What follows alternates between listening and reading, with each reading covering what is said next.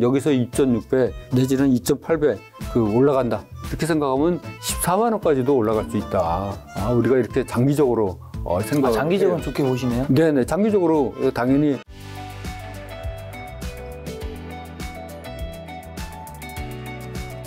최근에 이제 기관 외국인 개인의 투자에 좀 동향은 어떤 편인가요? 기관과 이제 최근에 뭐 외국인들이 조금 돌아왔죠. 네.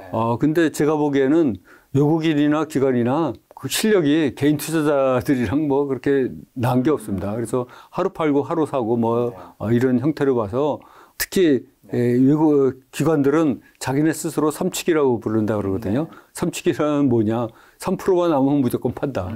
그래서 스스로 삼치기라고 그런다는데 중장기 경우는 몰라도 단기 투자 그리고 초단타나 단타 이런 부분에서는 외국인이나 기관 이런 동향을 굳이 살필 필요가 없다. 그들 또한 하루 앞을 못 내다본다. 왜냐하면 그 얼마 전에 UBS라는 세계적인 은행이 앞으로 S&P 지수가 뭐 16% 떨어질 거다. 이렇게 발표를 했는데 그 다음날 미국의 S&P가 4% 오르고 나스닥이 7% 이상 올랐거든요. 그리고 이제 어제도 또 엄청 오르고요. 그런 거로 봐서 그 외국인이라고 실력이 뭐 뛰어난 거 아니다. 저는 이렇게 생각을 하고 있습니다. 이제 우리 개인 투자자분들이 이렇게 굉장히 열심히 공부하고 있는데 네. 왜 실전 투자에서는 좀 계속 읽기만 할까요? 어떻게 보세요, 저자님? 가장 근본적인 이유는 스스로 종목을 선정할 능력이 없는 것 같습니다. 네. 대개의 경우 우리나라 분들이 그 정보 매매에 의존해요. 정보 매매에 의존해 갖고 너만 알고 있어. 뭐 이런 거 있잖아요. 비속말로 너만 알고 있어. 근데 그게 내 귀에 들리면은 이제 다 끝이거든요. 그래서 보면은 셀리드라는 종목이 있습니다. 보시면은 이 종목을 보면 한 뭐 2만 원대 하던 게 2만 원, 3만 원대 하던 게 15만 원까지 갔어요. 엄청 폭등을 했죠. 근데 이때 왜 폭등했냐? 뭐 약간의 태모가 형성되면서 신성장 산업이다. 이렇게 되면서 폭등을 했습니다. 15만 원, 6,800원까지. 근데 이때 많은 또 개인 투자자들이 그 정보 매매에서 귀를 열고 해서 들어갔어요. 제가 아시는 분도 이때 들어가셨죠. 그래갖고 무려 지금 평가선이 90% 이상 난 그런 상황입니다. 그래서 그 우리나라 분들이 스스로 종목을 선정할 능력이 없으니까 이렇게 정보 매매에 의존을 하고 있고 또한 우리나라 분들이 급등주, 테마주 이거를 굉장히 선호해요. 좋아하시죠? 예, 좋아합니다. 그래갖고 고점에 그것도 진입하는 경우가 굉장히 많아서 거기에 원인이 있고 또 우리나라 분들이 좋아하시는 게 낙폭과대주입니다. 아까 보신 그 위메이드나 뭐 이런 거 보면 아이고 이게 뭐 고점 대비 반토막 났네. 여기서 더 내려가겠나? 들어가도 될 것 같은데. 내려가도 될 것 같은데 그렇지만은 좀 전에 이제 위메이드를 다시 보면 이게 그 2만 원 얼마 하던 게 24만 5천 원까지 갔으니까 10배를 폭등한 거잖아요. 단기간에. 이렇게 폭등을 했는데 반토막 나면은 이제 12만 원 5천 원이지 않습니까? 근데 여기서 이렇게 떨어지니까 이 반토막 이상 났네. 그리고 이제 여기서 또 들어가는 거예요. 그래갖고 10만 원 이상에도 많이 들어가셨는데 이게 10만 원이지만 위에서 보면은 반토막 났지만 밑에서 보면 아직도 6배나 되는 높은 가격이다. 우리나라 분들은 이 떨어진 것만 생각하고 밑에서 아직 이렇게 높은 거를 생각을 잘 안 하세요. 그러다 보니까 이제 이때 10만 원대도 무너져 갖고 지금 뭐 5만 원대도 무너진 이런 상황이거든요. 그래서 그 우리나라 분들이 그 낙폭과대주의 진입을 굉장히 좋아한다. 또한 우리나라 분들이 중장기 투자에 대한 그 환상을 갖고 있어요. 중장기 투자가 단기 투자보다는 안전한 거 아닌가요? 뭐 저는 그렇게 생각하지 않습니다. 예를 들어서 신한지주 같은 경우에는 2012년, 10년 전 가격보다 지금 못하고 있습니다. 여기 보시면 신한지주 월봉을 보면 2011년도에는 무려 5만 원도 넘었었어요. 그러다가 지금 38,500원이죠. 10년 전 가격도 못 하고 있다. 그래서 인플레이션을 감안하면 뭐 이게 반토막 수준이다. 그리고 신세계 같은 경우 월봉을 보면 여기도 2012년의 가격하고 지금 비슷하다. 이렇게 우량한 기업이. 네. 예, 그래서 우리나라 중장기 투자에 대한 환상을 버려야 되고요. 네. 또한 이제 대형주, 우량주면 네. 굉장히 이게 묻어두고 있으면 가지 않겠나.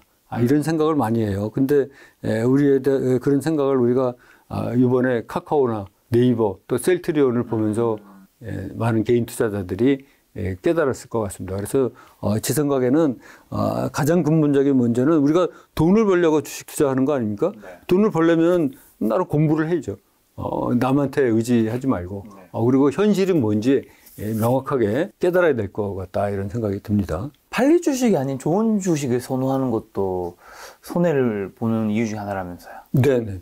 왜 그런 거죠? 좀 전에 말씀드렸듯이 뭐 카카오나 네이버, 셀트리온 이런 주식이 나쁜 주식이 아니잖아요. 그렇죠. 회사는 아주 좋은 주식입니다. 네. 근데 주식이라는 게 유통업이지 않습니까? 네. 유통업이라는 거는 다른 말로 하면은 네. 물건의 그 가공 없이 물건의 가공 없이 네.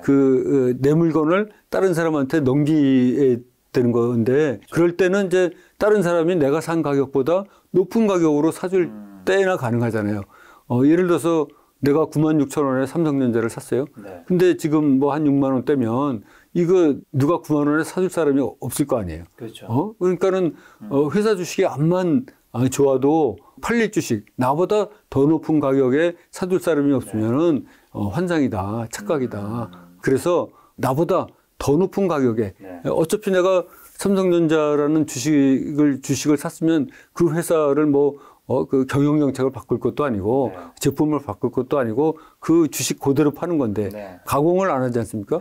누군가 사줘야 돼요. 근데 누군가 안 사주면 암만 좋은 주식이라도 소용이 없다 이런 생각이 그래서 듭니다. 얼마 전에 출간하신 이제 물릴 종목, 팔릴 종목 나에게 물어봐 책에서 네. 유통업의 본질은 물건을 생산, 가공해서 이윤을 내는 게 아닌 네. 타인에게 넘겨주는 과정에서 이윤을 얻는 것이다. 주식이란 유통업에서 이득을 얻는 일은 타인이 내가 산 가격보다 더 높은 가격에 사줄 때 가능하다. 즉 좋은 주식을 사는 게 아닌 팔린 주식을 사야 하는 것이 핵심이다. 네네 맞습니다. 이런 얘기를 해주신 것 같네요. 네네. 그리고 방금 전에 삼성전자 얘기해 주셔서 네네. 유망 애널리스트 분들이 사실 9만 원 넘는다던 삼성전자는 왜 지금 6만 전자를 좀 전전하고 있을까요? 이 삼성전자를 보면 우리가 이게 삼성전자 96,800원 이것만 기억하고 지금 뭐 6만 원, 51,800원까지 떨어진 거 이것만 생각하는데 이런 그 전자나 뭐 반도체 이런 거는 업종 사이클이 있지 않습니까? 삼성전자가 중장기적으로 이렇게 꾸준히 상승을 해왔죠. 그 월봉을 보면. 근데 이렇게 상승하는 와중에서도 보면은 2013년에 이 고점 대비 2015년까지 또 하락을 했어요. 무려 35%나 이때 하락을 했습니다. 차트가 그래서 그렇지 여기도 보면 여기서 여기까지 엄청나게 하락을 했거든요. 무려 35%나 하락을 하고 그 뒤에 다시 상승을 해가지고 그 2년 3개월 동안 상승을 해갖고 2.8배나 그 저가 대비 상승을 했어요.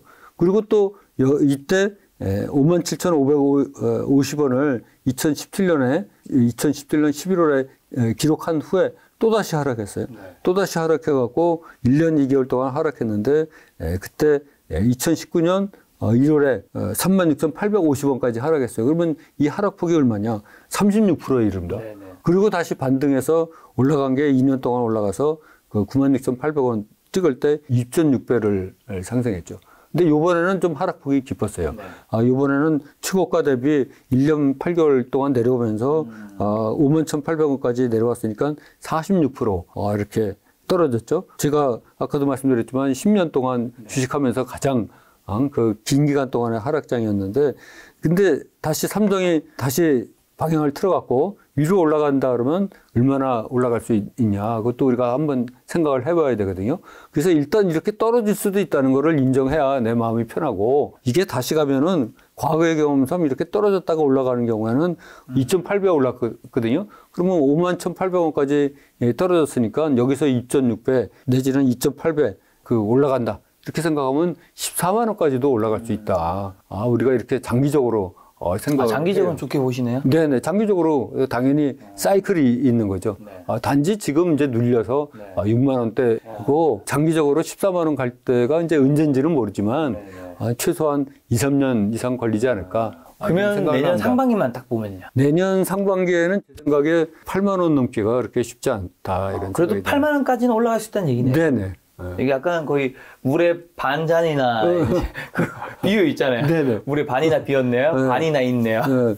왜냐하면 8만 원 이상에서 많은 분들이 물리셨어요. 네. 삼성전자는. 그리고 그 밑에는 그래도 그 매물대가 두텁지 않다. 이런 생각이 들거든요. 그래서 올라갈 때 되면은 8만 원까지는 그래도 이제 다시 반등이 쉽지 않다. 삼성전자 주주분도 굉장히 좋아하실 것 같아요. 그럼 삼성전자는 지금 이제 바닥은 찍은 건가요? 바닥 당연히 찍었죠. 네. 바닥 51,800원 찍으면 더 내려갈 것 같진 않나요? 여기? 더 내려갈 것 같지는 않습니다. 업종 사이클상 이제 하락의 기간상으로 보나 네. 가격으로 보나 네. 충분히 이제 바닥 찍었고 네. 이제 단기적으로는 이제 8만 원을 향해서 슬슬 네. 가지 않을까 이런 생각이 듭니다. 왜 테마주에 우리 개인 투자자분들이 좀 당할까요? 가장 큰 이유가 테마주의 장점이 회전성이나 그 수익성이 굉장히 좋다는 거예요. 그렇죠. 잘 들어가면. 네. 그래갖고 뭐 안랩이나 광림, 쌍방울 이런 위메이드 네. 이런 종목을 보면 그냥 단기간에 파파박 이익을 내죠. 네. 근데 이제 단점이 안전성이 매우 낮다는 거죠. 네. 한번 물리면 그 치명적이고 네. 손실 규모도 크고 오래 간다. 예를 들어서 이제 안랩을 한번 보도록 하겠습니다. 안랩을 보면 그 안철수 관련 주로 각광을 받다가 12만 원 돌파했다가 뭐 대선 후보 뭐 거기서 탈락하는 것 같으니까 다시 원바닥까지 내려왔거든요. 내려왔다가 요때 JP 모간 요 근처에서 JP 모간이 그 지분 공시를 했어요. 그래서 안내 5% 이상 취득했다. 이런 공시를 내니까 개미들이 JP 모간이 이렇게 지분 5%면 굉장히 큰 돈이지 않습니까? 그래서 이게 가는구나. 그래갖고 그렇게 달겨들었어요. 달겨들다 보니까 6만 얼마 하던 게 21만 8,500원까지 그 한 열흘 사이에 그냥 3배 이상 폭등을 했죠. 이렇게 폭등을 해갖고 그 마지막 10월 3월 23일에는 또 상한가까지 기록했어요. 저런 종목이 왜 제 계좌에는 없을까? 그래서 이렇게 단기간에 폭등을 해서 회전성과 수익성이 굉장히 높기 때문에 이런 거 한번 맛본 사람은 이런 것만 또 찾아다니거든요. 저게 이제 3, 4월이잖아요. 네네. 2, 3월에 김작가 TV 안철수 이제 그때 후보님 네네. 인터뷰 여기 대선 후보로 인터뷰 오셨는데 그때 샀어야 되는. 맞습니다. 아주 단기간에 이렇게 그 폭등을 했지 않습니까?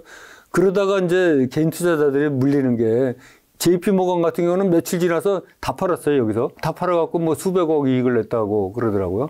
근데 이제 더 갈 거로 생각해갖고 개인 투자자들이 그 3월 24일 날 달려들었는데 시가를 3%로 시작해갖고 고가를 24%로 찍었거든요.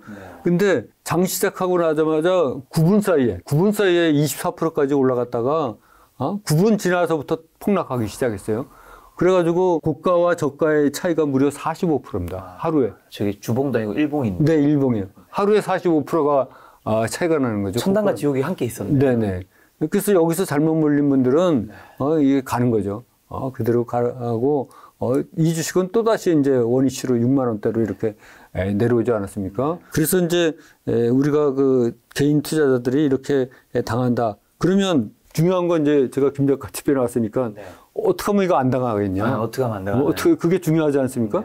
어떻게 하면 안 당하겠냐 이런 생각을 해보면 이렇게 이제 600일 일봉 차트로 놓고 봤을 때 상승 각도가 45도 이상으로 이렇게 올라가는 경우는 들어가면 안 된다. 언제 이게 꺾일지 모르고 지금 이거는 뭐 재수가 좋아서 3배 이상 갔지만 그렇게 못 가고 가는 것도 많죠. 그리고 뭐 물론 10배 이상 가는 것도 있습니다. 그러나 이렇게 상승 각도가 45도 이상 올라가는 거는 결코 안 된다. 예를 들어서 이 비슷한 거로 광림이라는 종목도 보면 이게 이제 그 쌍용차 인수 관련으로 뭐 해서 그 2,000원도 안 하고 뭐 한 1,700원, 800원 하던 게 5,430원까지 이거야말로 단기간에 이렇게 거의 3배 올랐죠. 이렇게 급등하는 종목은 상승 초기에 들어가야지 이렇게 뭐 45도 각도를 이룬 상태에서 들어가면 100% 물린다. 이런 생각이 들고 그리고 이제 두 번째 요령이 바닥 대비 3배 이상 오른 종목은 쳐다보지도 말아라. 잘못 하면 꼭지다. 항상 초기에 초기에 진입을 해야 된다. 아까 그 안랩도 마찬가지고 광림도 마찬가지고 초기에 진입을 해야 되고 또 아울러 세 번째로 그 내귀에 들리면 끝이다. 내귀 아까 말씀드린 JP 모간 그 신문 공시 났을 때는 이미 끝물이라고 생각을 해야 됩니다. 그 내귀에 들리면 끝이다. 너만 알아. 너만 알아.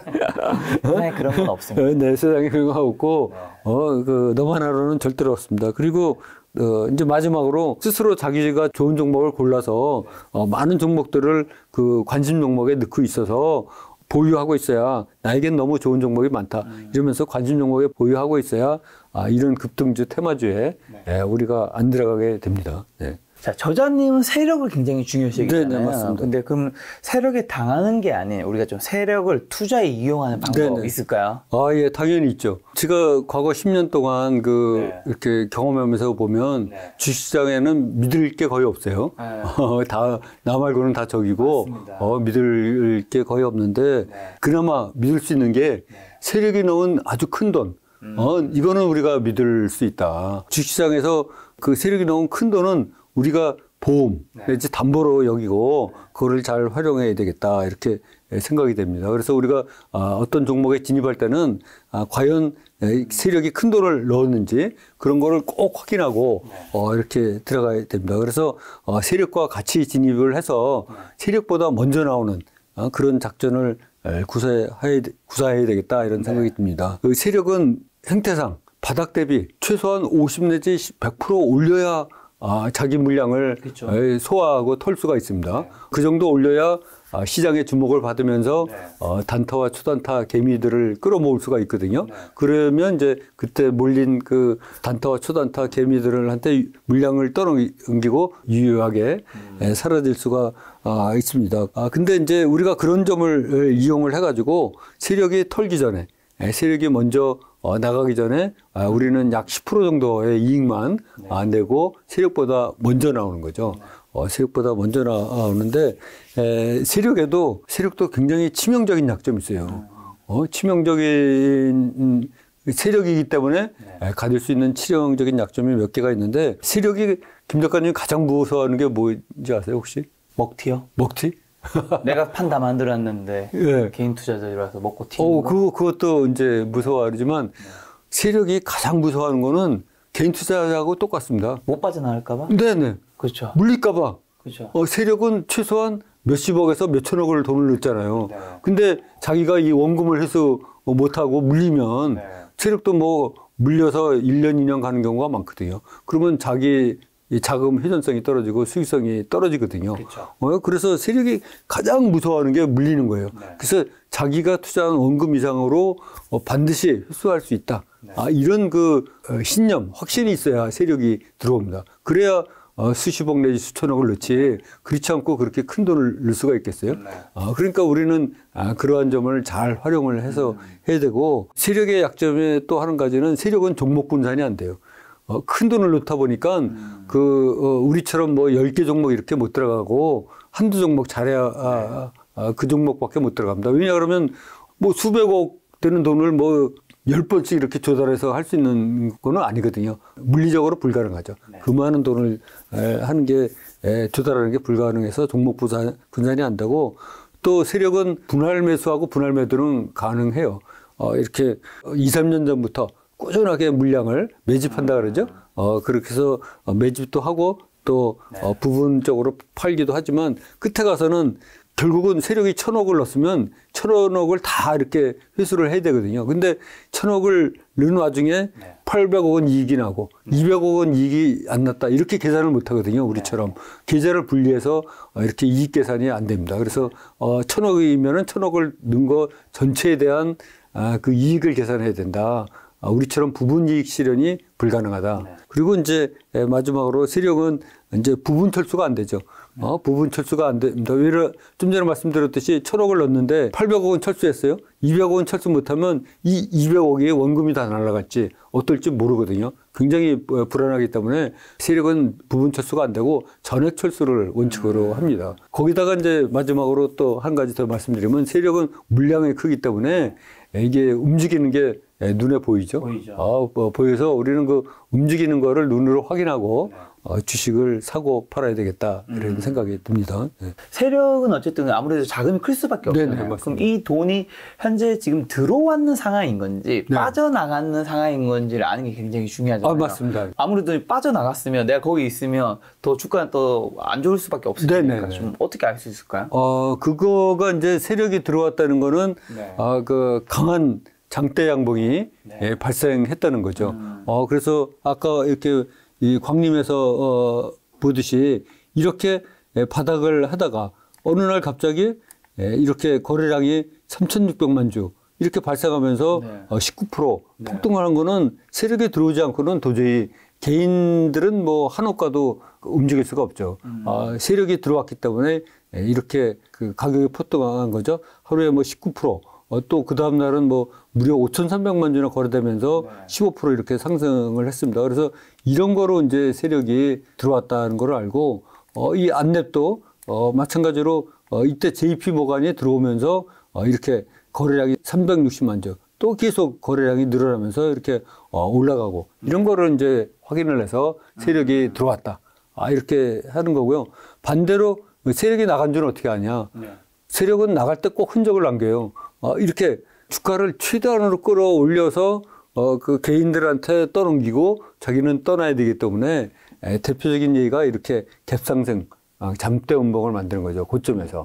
그래서 이 안랩도 장대 음봉을 만들어 갖고 하루에 무려 아까 보였듯이 45%나 고점 저점이 나지 않습니까? 그리고 이제 광림도 마찬가지로 여기 보면은 끝에 가서 갭상승 장대 음봉을 만들어서 털고 나갔다. 그러면 그 뒤에 이렇게 여지없이 급락하죠. 이런 거로 봐서 세력이 나갔다. 이렇게 우리가 판단을 할 수가 있을 것입니다.